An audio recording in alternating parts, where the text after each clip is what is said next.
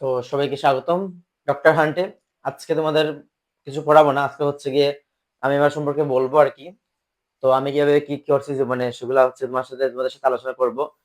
তোমরা হচ্ছে কি ইন্সপায়ার্ড হইতে পারো, ঠিক আছে? ইন্সপায়ার্ড হতে পারো। তো আমার জার্নিটা শুরু হয় তখন যখন আমি হচ্ছে গিয়ে মানে গ্রামের একটা স্কুল থেকে হচ্ছে গিয়ে ভালো একটা জায়গায় চান্স পাই। সেটা হচ্ছে গিয়ে মৌলভীবাজার সরকারি উচ্চ বিদ্যালয়। আমার হচ্ছে গিয়ে প্রাইমারি স্কুল। যদিও আমি তখন অনেক ইন্ট্রোভার্ট ছিলাম, কারোর সাথে তেমন বন্ধুত্ব হয় নাই। তবুও হচ্ছে গিয়ে ওই 5 বছর বা 6 বছর আমার জীবনে একটা সেরা একটা টাইম ছিল, ঠিক আছে? তারপর হচ্ছে গিয়ে আমি মানে 9 পর্যন্ত হচ্ছে যেমন ভালো ভালো করে পড়াশোনা করি নাই। 9-এ গিয়ে হচ্ছে গিয়ে ভালো করে পড়াশোনা শুরু করি। তো হচ্ছে গিয়ে ভালো করে পড়াশোনা শুরু করি তখন হচ্ছে গিয়ে 9-এর বা হচ্ছে গিয়ে যখন আমি 10-এ উঠি তখন হচ্ছে গিয়ে আমার রুল হয় পাস, ঠিক আছে?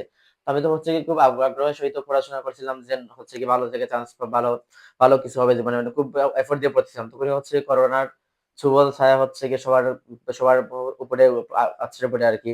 তো তখন সময়টা ছিল মেবি মার্চের 16 তারিখ এরকম আর কি। তো তখন একটা জীবনে একটা ধাক্কা খাই আর কি তখন, ঠিক আছে? তো খুব ভালো একটা ফ্লোতে ছিলাম। কিন্তু তারপর হচ্ছে গিয়ে যখন ফ্লো নষ্ট হয়ে যায় তখন হচ্ছে গিয়ে মানে কোন রকমে যেহেতু তখন হচ্ছে কি 3টা বিষয়ের পরীক্ষা হয়েছিল তাই হচ্ছে গিয়ে কোন রকমে পার পেয়ে যাই এবং হচ্ছে গিয়ে প্লাসটা পেয়ে যায় কোন রকমে, ঠিক আছে? তারপর হচ্ছে গিয়ে এই যে এইচএসসি তো হচ্ছে গিয়ে একটা আবার হচ্ছে গিয়ে আপস এন্ড ডাউনস এর হাতে ছিলাম আর কি। ফার্স্ট ইয়ার আমার পুরোটাই নষ্ট হয়েছিল। তেমন কিছুই করি নাই। সেকেন্ড ইয়ারে গিয়ে হচ্ছে গিয়ে আমি একটা কামব্যাক দেই আরকি যে না একটা পড়তে হবে, কিছু একটা করতে হবে। তারপর হচ্ছে গিয়ে পড়ি এবং হচ্ছে গিয়ে ঈশ্বরের কৃপায় হচ্ছে গিয়ে বোর্ড পরীক্ষায় এ প্লাস অর্জন করি। তারপর যেহেতু আমার ঘাটতি রয়ে গেছিল, ঠিক আছে? তো যেহেতু ঘাটতি রয়ে গেছিল তাই হচ্ছে ফার্স্ট টাইমে আমার অনেক জায়গায় হচ্ছে মিস হইতেছিল। এবং শেষে হচ্ছে কৃষি ভার্সিটিতে আমি হচ্ছে 525তম স্থান অর্জন করি এবং তারপর শুরু হয় আবার নতুন যাত্রা। ২ মাস আমি প্রিপারেশন নিই ভালো করে। আমার একটা ফ্রেন্ডও ছিল সুব্রত।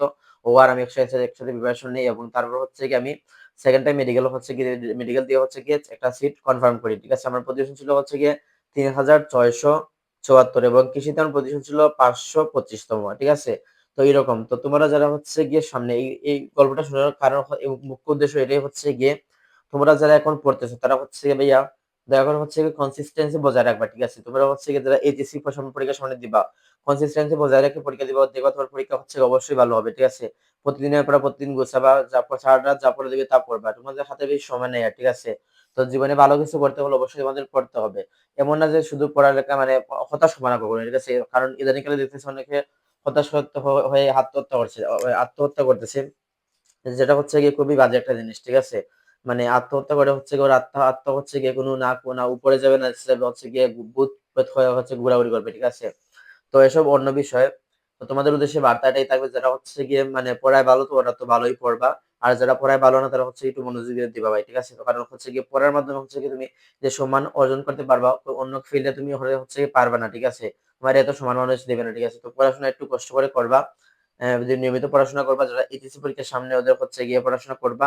আমি চেষ্টা করবো আমার দিক থেকে ওদের জন্য হচ্ছে কিছু বা গাইডলাইন মূলক ভিডিও বা কিভাবে ক্লাস পেতে হয় সে বিষয়গুলো আমি ওদেরকে হচ্ছে গিয়ে বলবো, ঠিক আছে? তো আশা করি সবাই ভালো করে পড়বা, ঠিক আছে? তো আজকের ভিডিওটা এই পর্যন্তই। তোমাদের হচ্ছে গাইডলাইন মূলক ভিডিও হতে পারে এটা। তোমাদের হচ্ছে গাইডলাইন দিলাম আরকি আমি। তো বাই বাই, টাটা।